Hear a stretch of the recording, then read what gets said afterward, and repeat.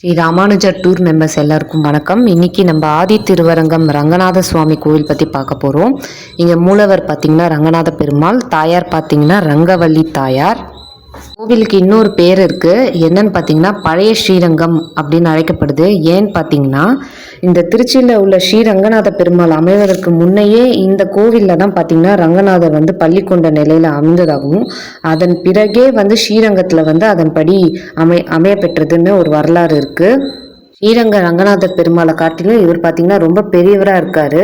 ரொம்ப பெரிய சைஸில் இருக்குது இந்த மூலவர் சிலை.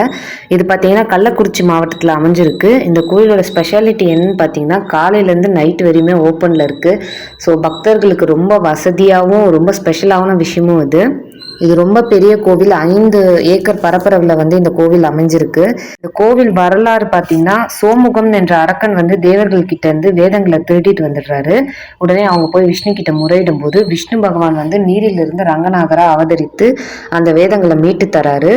அதனால தான் இங்கே ரங்கநாதரா அவர் அவதரித்திருக்காரு.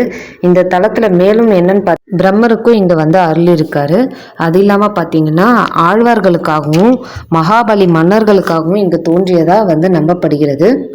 இந்த இடத்துல விஷ்ணுவை வேண்டி சாப விமோசனம் பெறதுக்காக புஷ்கர்ணி என்ற குளம் சந்திரனால் நிறுவப்பட்டிருக்கு. அதன் பேரே சந்திர புஷ்கர்ணி அப்படின்னு அழைக்கப்படுது. இது பார்த்தீங்கன்னா தென்பண்ணை ஆற்றங்கரை ஓரம் தான் இந்த கோவில் அமைஞ்சிருக்கு. கோவில் கட்டடக்கலையை வச்சு பார்க்கும்போது சோழர்களால் கட்டப்பட்டிருக்கு. அதுக்கப்புறமா விஜயநகர பேரரசுகளால் இது சீரமைக்கப்பட்டிருக்குன்னு நம்பப்படுது. இந்த கோவில் ரொம்ப பழமையான கோவில். ஏன்னா ஸ்ரீரங்கத்துக்கு முன்னாடியான கோவில்னு நம்ம சொல்லிட்டோம்.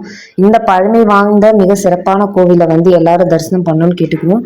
கண்டிப்பா இதை பார்க்கணும்னு விரும்புறவங்க நம்ம செப்டம்பர் 14ஆம் தேதி போக போற ஒன் டே யாத்திரால கலந்துக்கிட்டு இந்த கோயிலை தரிசனம் பண்ணலாம். ஆல்ரெடி ஃபியூ சீட்ஸ் புக் ஆயிடுச்சு. இது நம்ம ஏசி வேனில் தான் கூட்டிகிட்டு போகிறோம். அதனால லிமிட்டடான சீட்ஸ் தான் இருக்கும். இன்ட்ரெஸ்ட் இருக்கவங்க சீக்கிரமாக புக் பண்ணி கன்ஃபார்ம் பண்ணிக்கோங்க.